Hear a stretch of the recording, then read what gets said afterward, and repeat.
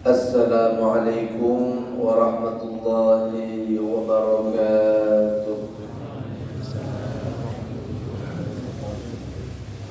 Alhamdulillah, wassalatu wassalamu ala rasulillah Muhammad bin Abdillah wa ala alihi wa ashabihi wa mawalah. Subhanaka la ilma lana illa ma 'allamtana innaka antal alimul hakim. Wa tub 'alaina innaka antat tawwabur rahim. Bi rabbi qiyami la bi nafsi wa la siwa fa syukri lahu subhanahu wa thana'i. Alhamdulillah, puji syukur kehadirat Allah Subhanahu wa ta'ala yang di pagi hari ini kembali mempertemukan kita dalam kegiatan mulia, dimulai dengan salat subuh berjamaah yang bacaan ayatnya disaksikan oleh para malaikatnya Allah, dilanjutkan pula dengan zikir dan doa. Sampai sekarang kita lanjutkan kembali kegiatan ini dengan mengkaji kalam ilahi, mengkaji firman Allah Subhanahu wa ta'ala. Nabi Muhammad sallallahu alaihi wasallam bersabda, khairukum man ta'allama al-Qur'ana wa 'allama. Orang terbaik di antara kalian adalah yang mempelajari dan mengajarkan Al-Quran. Semoga Allah Subhanahu wa ta'ala selalu memandang kita dengan pandangan rahmatnya. Allah ta'ala sudi untuk menerima amal-amal ibadah kita, dan Allah Subhanahu wa ta'ala memantaskan kita untuk menjadi para penghuni surga di akhirat nanti. Amin ya rabbal alamin. Hadirin hadirat, Bapak Ibu dan adik-adik santri yang dimuliakan oleh Allah Subhanahu wa ta'ala, di pertemuan kali ini ayat yang akan kita bahas adalah ayat yang insya Allah kita semua hafal. Terdapat di ujung surah Al-Lail yang bunyinya a'udzu billahi minasyaitonir rajim. Bismillahirrahmanirrahim.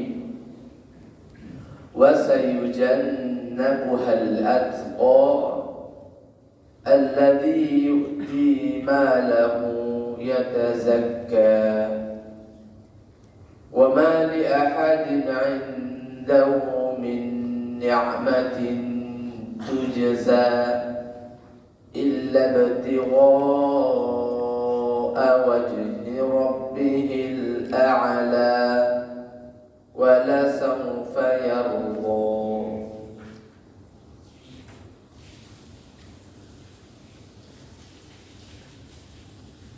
Wa sayujannabuhal atqa,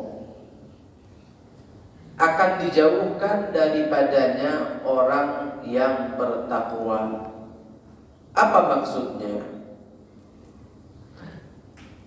Sebelum ayat ini Allah Ta'ala menyebut ancaman dengan azab api neraka terhadap golongan tertentu.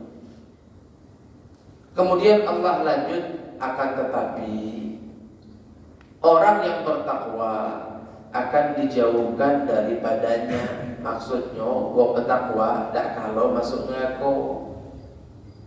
Begitu. Siapa itu yang bertakwa? Yang lakukan semua perintah, juga jauhi segala larangan. Tapi di sini Allah kerucutkan lagi. Maksud daripada orang yang bertakwa di sini, alladzi yu'ti malahu yatazakka, Dialah orang yang rela memberikan hartanya demi mensucikan dirinya. Yatlubu an yakuna 'indallahi zakiyan la riya'an wala sum'atan. Orang yang bertakwa yang Allah maksud di sini adalah yang rela mengorbankan sebagian hartanya agar dia bersih di hadapan Allah. La riya'an wala sum'atan, bukan untuk minta alam sama manusia, bukan ingin dipuji oleh manusia, bukan ingin dilihat oleh manusia, tapi karena Allah semata, yakni Abu Bakrin As-Siddiq.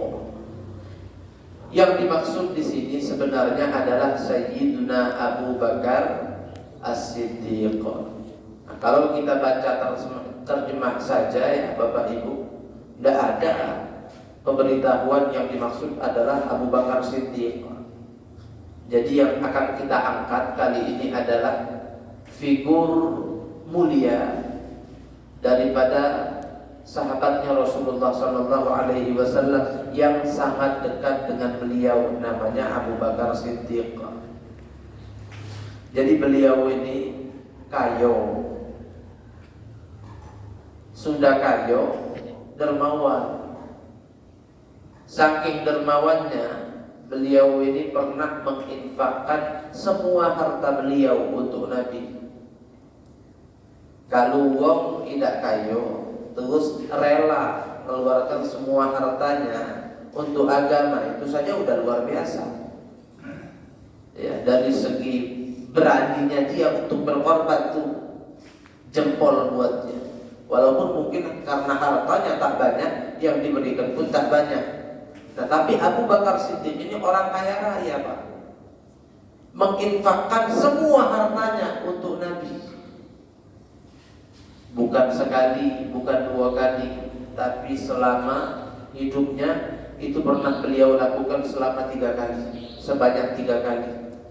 Jadi Sayyiduna Abu Bakar Siddiq ini pernah menginfakkan semua hartanya untuk Nabi Muhammad SAW sebanyak 3 kali. Sampai Allah puji beliau di dalam Al-Quran karena kedermawanannya. Nah, singkat cerita, dari ayat ini kita tarik kesimpulan, kalau ingin cepat masuk surga, kalau ingin jauh dari neraka, jadilah orang dermawan. Kita ini lahir tidak ada sendal, Pak. Ada yang lahir sudah pakai karfil di kaki, katik, lahir pakai topi sudah. Mana ada? Kita lahir tanpa apapun, nol, tidak bermodal kita. Akhirnya Allah pandaikan sampai Allah kayakan. Kemudian Allah suruh untuk mendermakan sebagiannya saja. Tapi ada yang mikir-mikir. Itulah orang-orang yang pelit. Bayangkan kalau kita, Pak, Bu, kasih orang uang, kita kasih orang itu uang 10 juta. Baiklah kamu nih duit 10 juta, tapi tolong sejutanya kamu tunjukkan ke orang itu tuh, kasihan orang itu butuh dibantu. Tahu-tahu orang itu tidak mau, wah, tidak lagi nak tunjuk uang itu. Ya, kita kasih dia cuma-cuma 10 juta.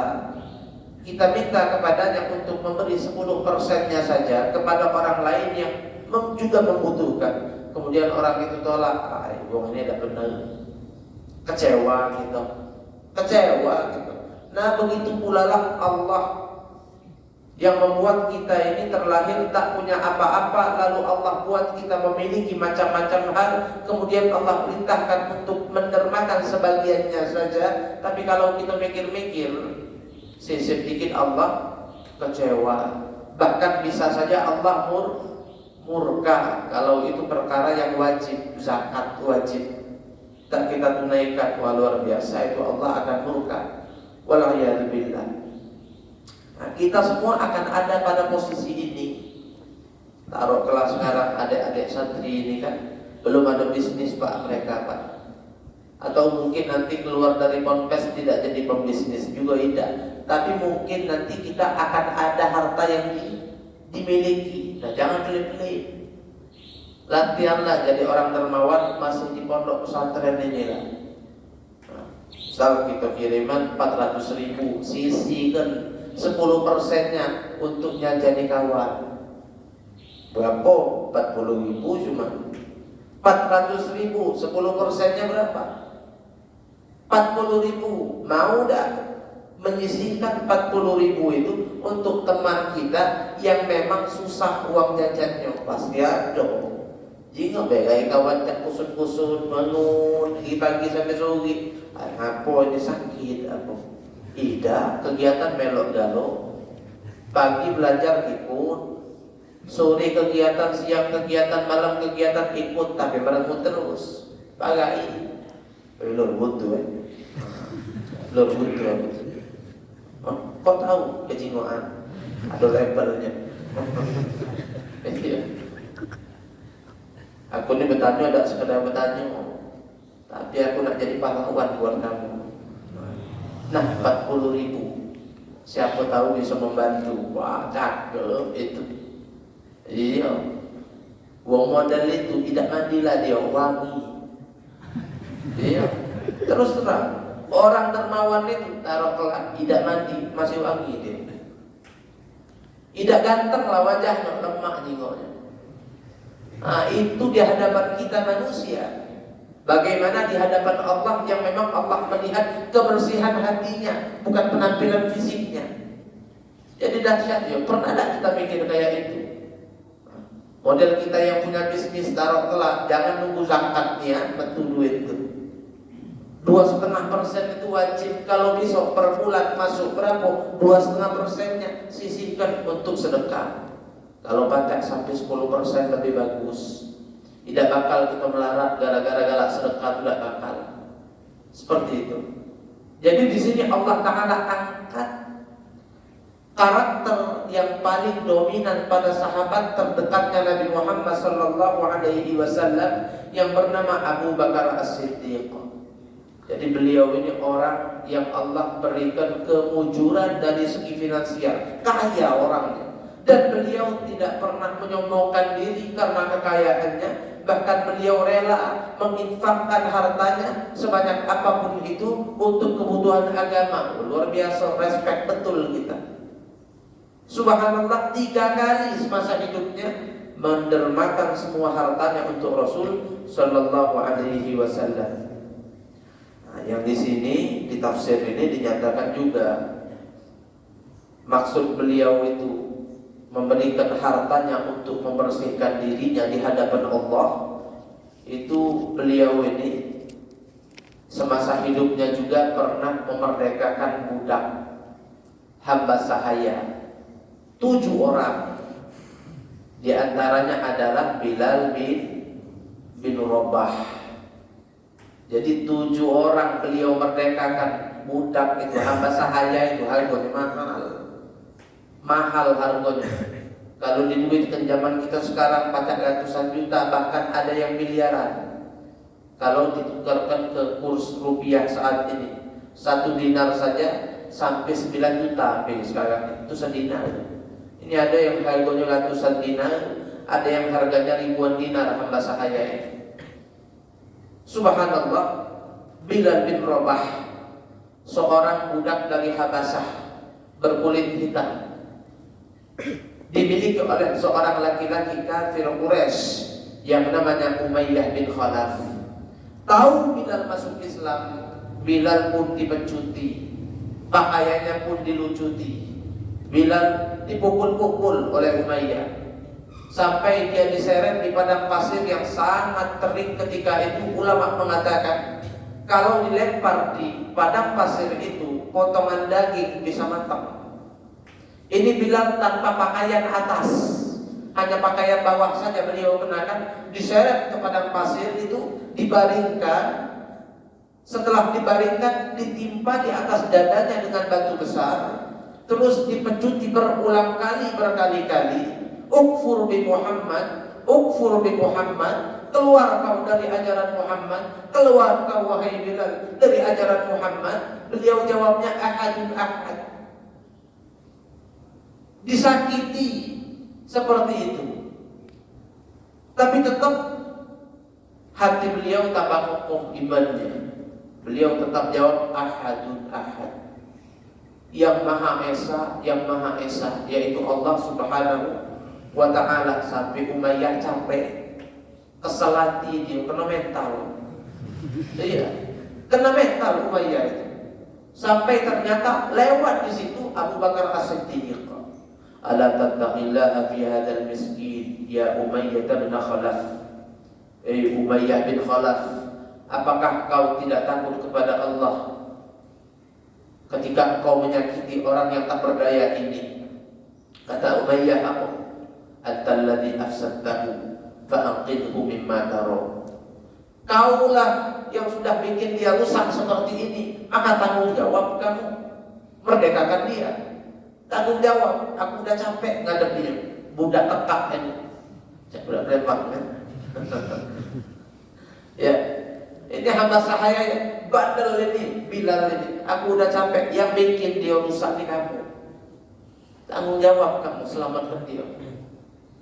Jadi mereka atau Umayyah bin Khalaf ya tahu betul Abu Bakar As-Siddiq ini teman dekat Nabi Muhammad Sallallahu Alaihi Wasallam. Makanya dia bisa bilang gitu, kamu yang bikin dia rusak, maka tanggung jawab kamu selamatkan dia. Af'al, kata Abu Bakar, baik, akan aku selamatkan dia. Akhirnya Abu Bakar nego Pak dengan Umayyah.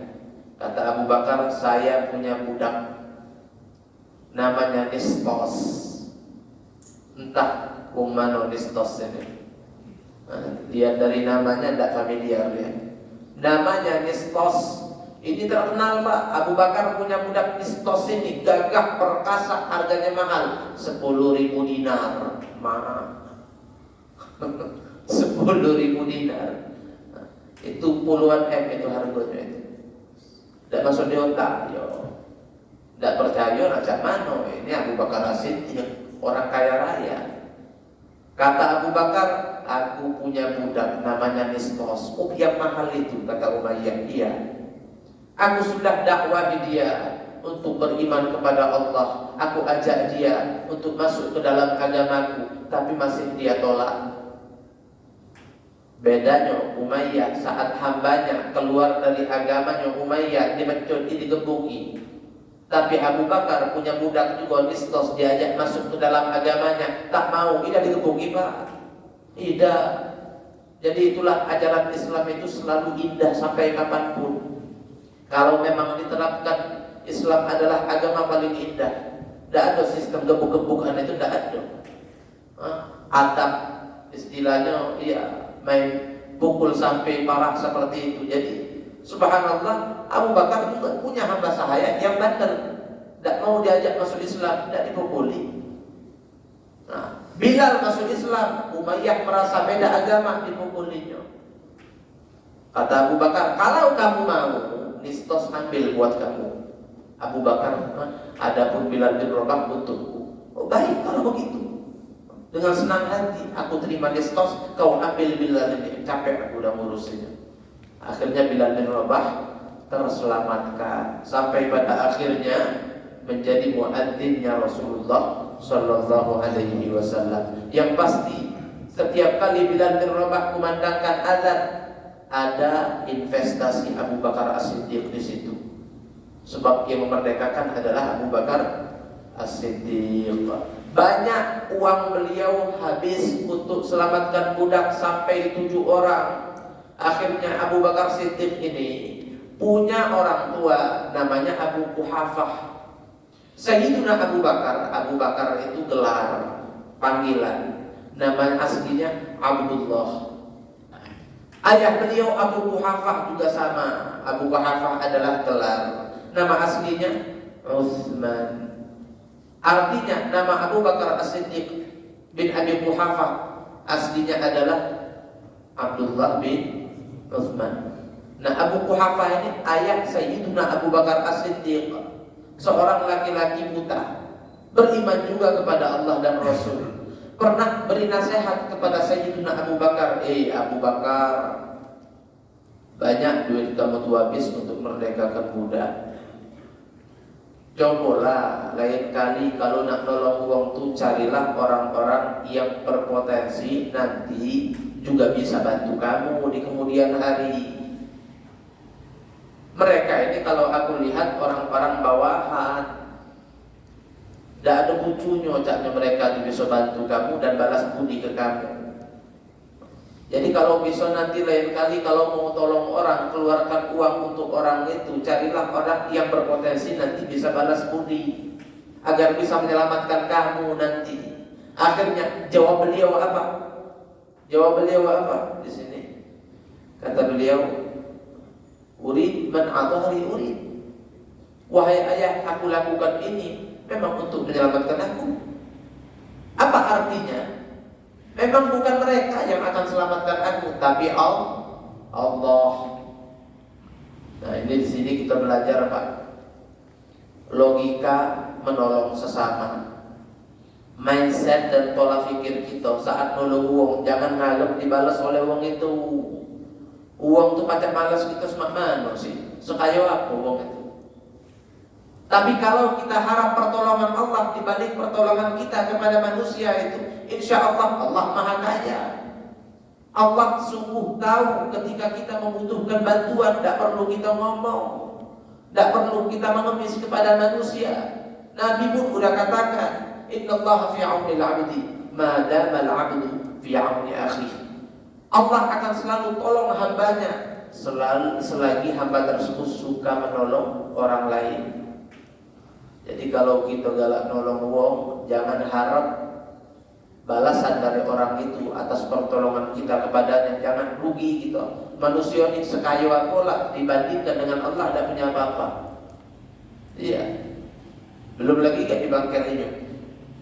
Kalau Allah, kapan kita berbuat baik kepada manusia, mengharap ridho Allah, saat kita susah Allah yang bantu. Ada sih kok di Palembang ini.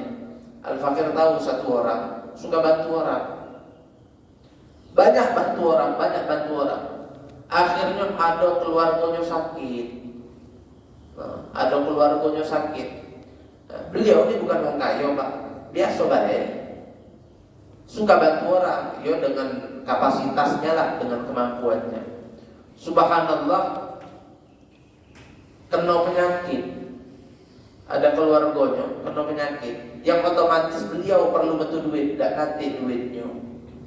Nah, dibawa ke rumah sakit, bingung, nanti duit, besar rumah sakit bisa puluhan juta, mendekati angka 100 juta mungkin bisa. Bingung, akhirnya subhanallah Pak, Bu, tidak sempat beliau lobby sana sini, tiba-tiba ada orang dekati dia, bawalah keluarga kamu tuh ke rumah sakit, bawalah. Lagi duitnya full dari aku.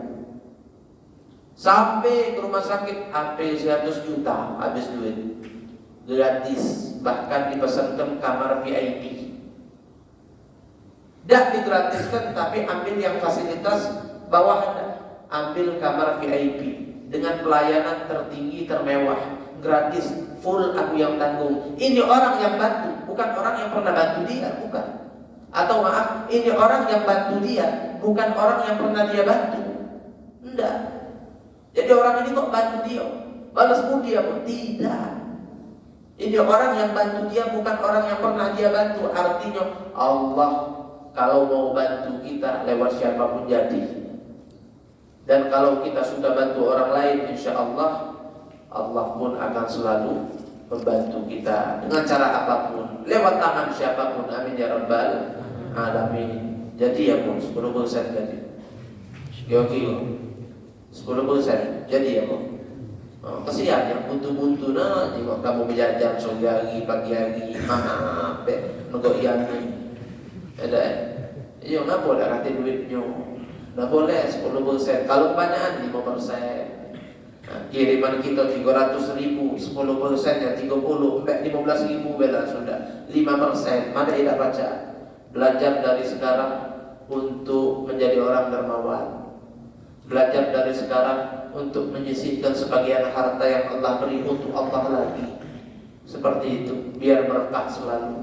Wong tua kita pun, kalau kita yang diberi oleh orang tua kita suka menggunakan pemberian mereka pada hal baik, insyaallah mereka pun Allah tambah keberkahannya, juga Allah tambah uang jajan kita. Amin ya rabbal alamin. Allah iya begini segini juga, bukan Allah ibu kan, bukan Allah ini, cuman ini baik, ngajak buat baik, insyaallah. Pasti ada yang susah di sini kan, uang jajan kan, tidak mungkin kan. Bisa mungkin 10%, mungkin 5%. Insyaallah, amin ya rabbal alamin. Jadi Sayyidina Abu Bakar As-Siddiq ketika dinasihati ayahnya, ya Abu Bakar, carilah orang-orang kalau mau bantu itu orang yang bisa balas budi nanti, agar bisa selamatkan kamu. Apa kata beliau? Wahai ayah, aku lakukan ini justru untuk menyelamatkan aku, bahkan sampai di akhirat nanti. Subhanallah. Jadi وَسَيُجَنَّبُهَا الْأَتْقَى الَّذِي يُؤْتِي مَالَهُ يَتَزَكَّى وَمَا لِأَحَدٍ عِندَهُ مِنْ نِعْمَةٍ تُجْزَى إِلَّا ابْتِغَاءَ وَجْهِ رَبِّهِ الْأَعْلَى وَلَسَوْفَ يَرْضَى. Keluar tuduhan kepada Abu Bakar As-Siddiq, Abu Bakar itu selamatkan Bilal karena mungkin Bilal ada jasa kepadanya. Allah bantah itu tuduhan. وَمَا لِأَحَدٍ عِنْدَهُ مِنْ نِعْمَةٍ تُجْزَى. Sungguh tidak ada jasa siapapun yang perlu Abu Bakar balas. Maksudnya Abu Bakar melakukan itu bukan karena untuk membalas budi jasa siapapun. Tidak ada Bilal bin Rabah itu punya jasa ke Abu Bakar sehingga Abu Bakar menyelamatkannya dari perbudakan. Tidak ada. Melainkan illa ibtigha'a wajhi rabbihil a'la, melainkan untuk mengharap keridhaan Allah yang tertinggi. Jadi Allah sendiri membantah tuduhan itu. Abu Bakar lakukan itu karena mengharap ridha Allah Subhanahu wa ta'ala, wala sawfa yarda, dan sungguh nanti dia akan ridho di akhirat dengan mendapatkan surga dan seisinya. Nah, dari beliau ini kita dapat pelajaran bahwasannya jadilah orang yang suka membantu orang lain, walaupun harus keluar duit. Tidak kasih salahnya. Jangan sampai kita berpikir bahwasannya kalau duit betul itu harus ada duit masuk, itu berdagang itu berdagang. Nah, kalau berdagang betul modal sekian harus masuk lagi plus untungnya. Cuman kalau kita keluar uang untuk bantu orang, itu bukan berdagang kita sedang berbisnis betul, tapi berbisnisnya dengan Allah. Yang balas adalah Allah. Bukti nyatanya Sayyidina Abu Bakar As-Siddiq, beliau tak jamin miskin.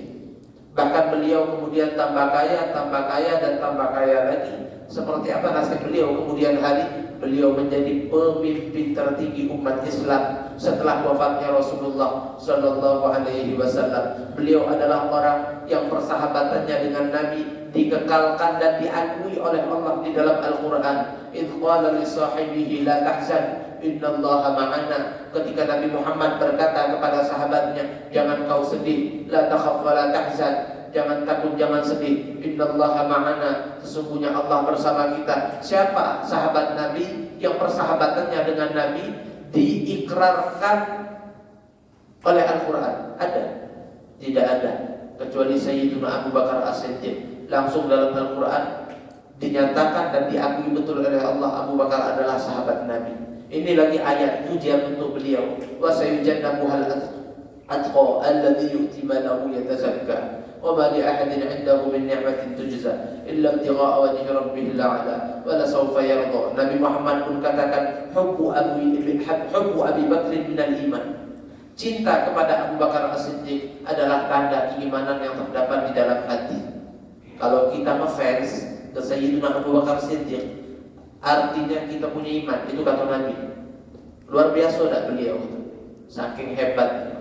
Mudah-mudahan Allah Subhanahu wa ta'ala menjadikan kita orang-orang yang bisa menjadikan dunia yang kita miliki sebagai alat untuk mendapatkan akhirat. untuk mendapatkan ridhonya Allah. Kita perbudak dunia, bukan justru diperbudak oleh dunia. Amin ya rabbal alamin. Mungkin hanya ini yang bisa Al-Fakir sampaikan. Kalau ada salah-salah kata maafkan kepada Allah. Al-Fakir mohon ampun. Hadza ma naqulu lakum wal 'afwu minkum. Wassalamu alaikum warahmatullahi wabarakatuh. A'udzu billahi minasy syaithanir rajim. Bismillahirrahmanirrahim. Alhamdulillahi rabbil alamin. Allahumma shalli wa sallim ala sayyidina Muhammad wa ala ali sayyidina Muhammad. Allahumma ij'al jam'ana hadha jam'an marhuma wa tafarruqana min ba'dihi tafarruqan ma'suma. ولا تجعل فينا ولا معنا ولا حوالينا شقيا ولا مطرودا ولا محروما. اللهم يا محول الأحوال حول حالنا والمسلمين إلى أحسن حال ونجنا من أعمال أهل الضلال وفعل الجهال. اللهم أرنا الحق حقا وارزقنا اتباعه وأرنا الباطل باطلا وارزقنا اجتنابه. ربنا اغفر لنا ولوالدينا ولمشايخنا ولأساتذتنا وارحمهم كما ربونا صغارا. ربنا هب لنا من أزواجنا وذرياتنا قرة أعين واجعلنا للمتقين إماما. اللهم بارك لنا في ذرياتنا ولا تضرهم ووفقنا ووفقهم لطاعتك وارزقنا برهم. بحق ربنا آتنا في الدنيا حسنة وفي الآخرة حسنة وقنا عذاب النار. وصلى الله على سيدنا محمد وعلى آله وصحبه وسلم والحمد لله رب العالمين. تقبل الله منكم.